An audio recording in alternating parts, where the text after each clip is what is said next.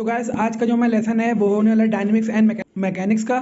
कल हमने kinematics and synthesis complete किया था। तो चलिए स्टार्ट करते हैं अपना लेसन थर्ड को डायनेमिक्स एंड मैकेनिक्स के पहले क्वेश्चन के साथ में। चलिए स्टार्ट करते हैं। तो जो इसका पहला क्वेश्चन है कि एक डिस्क ओमेगा रेडियन पर सेकंड की गति से स्पिन एक्सिस के पास स्पिन कर रही है। डिस्क पर कपल लगाया जाता है जिस कारण प्रेशेषण होगा। I is equal to disc का द्रव्यमान जड़त्व आघूर्ण या फिर omega P is equal to spin की प्रेशर अक्ष पर कोणीय वेग।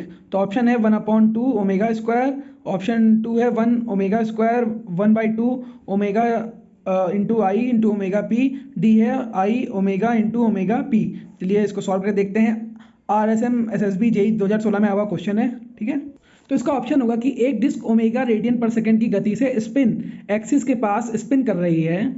डिस्क पर कपल लगाया जाता है जिस कारण प्रेशेषण आई ओमेगा इंटू ओमेगा पी होगा। चलिए ठीक है, अगला क्वेश्चन देखते हैं इसके साथ में। अगला एक बहुत इंटरेस्टिंग क्वेश्चन है, SSC JEE 2017 में आया क्वेश्चन है कि 800 आरपीएम पर 30 किलोग्राम मीटर स्क्वायर जड़त्व वाला एक घूर्णन द्रव्यमान 170 मीटर वाले एक वक्र में 240 किलोमीटर पर घंटा की गति से घूम रहा है।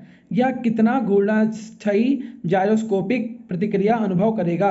देखिए 2017 का क्वेश्चन है। ऑप्शन है 10 मीटर किलोग्राम या फिर 10 मीटर किलोग्राम फोर्स या फिर 1000 मीटर किलोग्राम फोर्स या फिर 10,000 मीटर किलोग्राम फोर्स। तो इसको सॉल्व करके देखते हैं हम लोग इसका आंसर क्या होगा। तो इसमें जो हमें गोल्डन द्रव्यमान आरपीएम दिया गया है वो दिया गया है I is equal to 30 kilogram metre square, ठीक है। और उसके बाद में जो इसका घूर्णन द्रव्यमान की गति दी गई है वो 170 मीटर की दी गई है, सॉरी 800 आरपीएम की दी गई है, ठीक है। द्रव्यमान की गति 800 आरपीएम की है, ठीक। और तो आई और एन हमें पता है। चलिए इसके साथ में सॉल्व करते हैं, इसको देखते हैं आंसर कितना है। मैंने आपको कि आई जो इसका दिया गया है वो हमारा इसमें दिया गया है 30 kilogram metre square, 30 kilogram metre square दिया गया है। और जो द्रव्यमान की गति है वो उसको एन से हम लोग लिखते हैं 800 आरपीएम, ठीक है, राउंड पर मिनट, ठीक है, राउंड पर मिनट कर रहा है। तो इसके लिए फॉर्मूला हम लोग आई और एन के लिए कौन सा फॉर्मूला यूज़ करते हैं, omega is equal to 2 pi N upon 60, ठीक है। 2 पाई को एज इट इज़ रखेंगे और एन की वैल्यू हम लोग लिखेंगे जो कि है 800।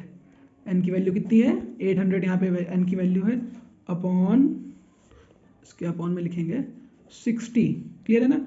अब इस जीरो से इस जीरो काट देंगे, 6 2 1 2 2 3 6, 3 के टेबल से डिवाइड होगा, 3 नहीं डिवाइड नहीं हो रहा है, तो ये हमारा आ जाएगा 80 पाई अपॉन 3। अब पाई की वैल्यू रख के इसमें इसको सॉल्व करते हैं तो हमारा आंसर आ जाएगा 83.78 और उसकी वैल्यू कितनी होती है ओमेगा की, रेडियन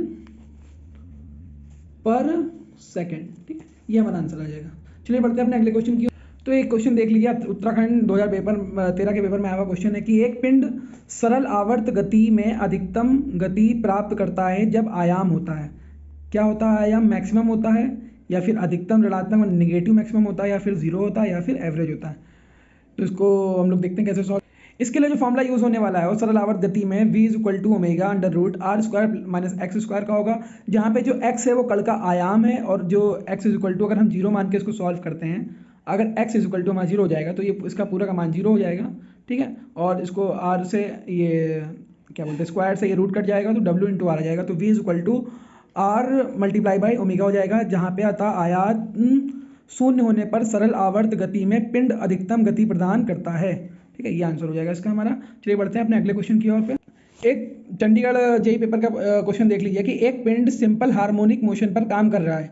इसकी आवृत्ति एक समय काल का गुणन निम्नलिखित में से किसके बराबर है, 0 के बराबर है, 1 के बराबर है, इन्फिनाइट के बराबर या फिर 0.5 के बराबर है। 2008 का ये क्वेश्चन है, पूछा गया, ठीक है। चलिए इसको देखते हैं आंसर का क्या। तो इसका आंसर है कि किसी सरल आवर्त गति करते पिंड की आवृत्ति n तथा आवर्तकाल t में निम्न संबंध होता है, n is equal to 1/t। और अगर 1 इसको एक साइड रखें तो n इंटू टी हो जाएगा, वो किसके इक्वल होता है, 1 के इक्वल होता है, ठीक है। मतलब किसके इक्वल होता है, 1 के। ऑप्शन में नंबर जो बी है वो हमारा सही हो जाएगा, ठीक। चलिए अगला क्वेश्चन देखते हैं। एक बहुत ही अच्छा क्वेश्चन है कि MP सब इंजीनियर 2016 में आया क्वेश्चन है कि एक वाष्प चलित इंजन के भार चक्र फ्लाई व्हील का द्रव्यमान जड़त्व आघूर्ण 2500 किलोग्राम मीटर स्क्वायर है। यदि कोणीय त्वरण 0.6 रेडियन पर सेकंड है तो आवश्यक प्रारंभिक घूर्ण बल क्या होगा, आवश्यक प्रारंभिक घूर्ण बल क्या होगा।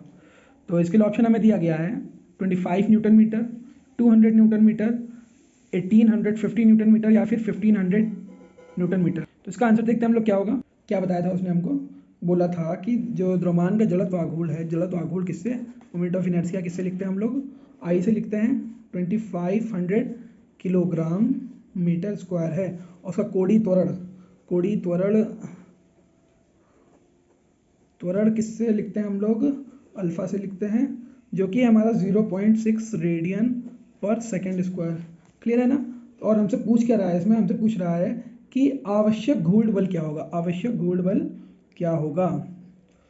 तो घूर्ण बल को हम लोग लिखते हैं टाउ से, tau is equal to question mark.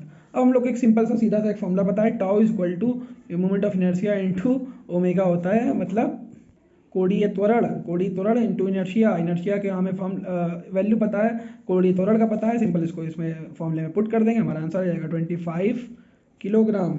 Clear है, इंटू 0.6 रेडियन पर सेकेंड। अब इसको हम लोग सॉल्व कर देंगे, पॉइंट से 10 जाएगा, 0 कटेगा, और 25 सिक्सा 2 सा होगा ये 500, 4 सा होगा 1000, टोटल आ जाएगा हमारा 1500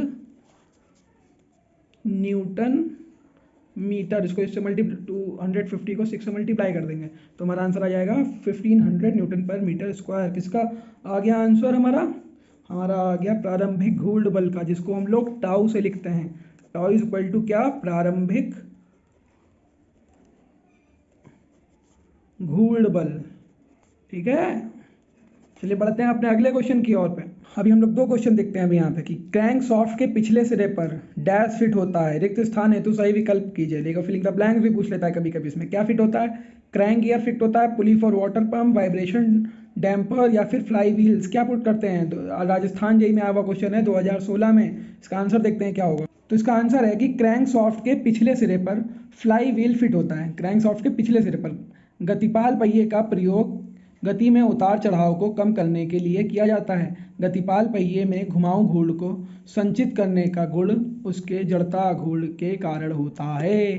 चलिए अगला क्वेश्चन पढ़ते हैं फटाफट। तो गाइस जल्दी से सब्सक्राइब कर दीजिए अगर हमारे चैनल पर नए हैं, क्योंकि मैं डेली आप लोगों के लिए एक नया लेसन लेके आता हूँ। एक मैकेनिकल एसएससी जेई और आरआरबी जेई, जितने भी जेई के पेपर होते हैं उन सबको कंप्लीट करा, VRL JE, Rajasthan JE, Uttarakhand JE, सारे के एमपी सब इंजीनियर आप सामने देख सकते हैं। अभी मैं क्वेश्चन इसका करा रहा हूँ। ठीक है, तो जितने भी टाइप के जेई के क्वेश्चन हैं हम सबके सब सारे के सारे क्वेश्चन एंड आंसर उसके कवर कराते हैं इसमें। तो फटाफट आप लाइक कीजिए, सब्सक्राइब कीजिए, और अगर पसंद आए तो अपने दोस्तों को शेयर भी कीजिए। तो पढ़ते हैं इसका क्वेश्चन, फिर देखते हैं इसके आंसर के बारे में। क्या है, डी-एलैम्बर्ट का सिद्धांत प्रयोग में लाया जाता है। काहे के स्टैटिक्स की समस्या के बराबर करने हेतु गतिज की समस्या को, पुलिंदा में निर्धारित तनाव, अस्थायी निकायों की स्थिरता, सुरक्षित संरचनाओं की डिजाइनिंग। इन 4 ऑप्शन दिए गए, इसमें से हमें एक सही ऑप्शन, करेक्ट ऑप्शन बताना है। तो उसके लिए हम इसका आंसर देखते हैं क्या। डी-एलैम्बर्ट्स प्रिंसिपल किस सिद्धांत पर काम करता है। इस सिद्धांत के अनुसार किसी पिंड पर क्रियाशील बल निकाय का परिणामी तथा जड़त्व बल परस्पर संतुलन बनाते हैं। यदि बल निकाय का परिणामी F हो तथा जड़त्व बल F1 हो तो डी-एलम्बर्ट सिद्धांत के अनुसार F plus F1 is equal to हमारा हो जाएगा 0। इंग्लिश में भी इसको समझ लीजिए। D'Alembert principle is used for reducing the problem of kinetics. किसकी प्रॉब्लम को रिड्यूस करता है, काइनेटिक्स की प्रॉब्लम को रिड्यूस मतलब कम करने के काम आता है, टू इक्विवेलेंट स्टैटिक्स प्रॉब्लम में। ठीक है, तो चलिए बढ़ते हैं अपने आरआरबी जेई एवं लोको पायलट और टेक्नीशियन परीक्षाओं में पूछे गए प्रश्नों का संग्रह कंप्लीट करते हैं और इस लेसन को खत्म करते हैं। चलिए फटाफट पहले क्वेश्चन के साथ, जो कि हमारा आई जड़ता आघूर्ण वाला गतिपाल पहिया यदि ओमेगा कोणीय वेग के गतिमान हो तो इसकी गतिज ऊर्जा होगी 1/2 आई ओमेगा स्क्वायर। किसी गतिपाल पहिए में गति का उतार चढ़ाव गुणांक होता है, किसके बराबर होता है, ओमेगा 1 माइनस ओमेगा 2 अपॉन, एक मिनट रुकिएगा, omega 1 minus omega 2 upon omega. गतिपाल पहिए में ऊर्जा का अधिकतम उतार चढ़ाव गुणांक होता है आई ओमेगा 1 माइनस ओमेगा 2। ऊर्जा के अधिकतम उतार चढ़ाव को एक पूरे चक्र में किए गए कार्य का अनुपात कहलाता है ऊर्जा का उतार चढ़ाव गुणांक। ठीक है, गतिपाल पहिए की औसत ऊर्जा होती है 1/2 आई ओमेगा स्क्वायर। व्यास डी चकती के आकार वाले गतिपाल पहिए की घूर्णन त्रिज्या होती है d/2। चलिए बढ़ते हैं अपने अगले क्वेश्चन की कि किसी इंजन में ऊर्जा का उतार चढ़ाव होता है औसत प्रतिरोधी आघूर्ण रेखा के ऊपर तथा नीचे ऊर्जा का परिवर्तनीय मान वाइब्रेशन होता है। घेरे के आकार वाले गतिपाल पहिए के अधिकतम द्रव्यमान होता है, किस पर होता है? परिधि पर। गति का उतार चढ़ाव गुणांक होता है, अधिकतम उतार चढ़ाव गति और औसत गति का अनुपात होता है। ऊर्जा का अधिकतम उतार चढ़ाव होता है, कहाँ होता है? अधिकतम और न्यूनतम ऊर्जाओं में अंतर के बीच में देखा जाता है। ऊर्जा का अधिकतम उतार चढ़ाव गुणांक होता है, ऊर्जा का अधिकतम उतार चढ़ाव और कार्य प्रति चक्र किसका अनुपात होता है? किसी पिंड का द्रव्यमान m तथा जड़ता आघूर्ण I है तो घूर्णन त्रिज्या k होगी, तो इसके लिए कौन सा फॉर्मूला यूज होगा? √I/m। ठीक है, जड़ता आघूर्ण मोमेंट ऑफ इनर्शिया, और क्या होना चाहिए? पिंड, द्रव्यमान की बात हो रही है। ठीक है, तो इसके लिए कौन सा फॉर्मूला यूज करेंगे? √I/m, जब घूर्णन त्रिज्या हमसे पूछी जा रही होगी। ठीक, चलिए बढ़ते हैं अपने अगले क्वेश्चन। अगला है हमारा कि किसी पिंड पर क्रियाशील बल निकाय का परिणामी तत्व जड़त्व बल परस्पर संतुलन बनाने के कहलाते हैं। डी एल्बर्ट सिद्धांत। अभी मैंने आपको लास्ट क्वेश्चन ये बताया था। गतिपाल पहिया बना होता है ढलवा लोहे का। घेरेदार पहिया चकती पहिए की अपेक्षा प्रयोग में लाया जाता है, अधिक लाया जाता है। मतलब जो घेरेदार का पहिया होता है वो चकती पहिया मतलब सपाट पहिए के प्रयोग में ज़्यादा लाया जाता है। घेरेदार मतलब राउंड की बात हो रही है, सर्कल ही हम लोग पहिया यूज़ करते हैं, कोई चकती पहिए का यूज़ नहीं किया जाता है। ठीक है, एक ही व्यास के लिए घेरेदार पहिए की विघूर्णन त्रिज्या चकतीदार से होती है, क्या होती है? अधिक होती है। चकतीदार पहिए में घेरेदार की अपेक्षा उपजता है अधिक प्रतिबल। ठीक है, तो आज लेसन 3 में बस इतना है। अभी हम लोग कंप्लीट कर रहे हैं अपना थ्योरी ऑफ मैकेनिक्स की बुक, जिसमें लेसन 3 हमने अभी कंप्लीट कराया, जो कि थी हमारी डायनेमिक्स ऑफ मशीन्स। अब लेसन हमारा अगला आएगा गवर्नेंस, गति अधिनियंत्रण। इसको हम अपने अगले लेसन और अगली वीडियो में कंप्लीट करेंगे। तो आज के लिए इसमें बस इतना ही। तो मिलते हैं अपनी नई वीडियो के साथ में कल इसी टाइम। तब तक के लिए जय हिंद।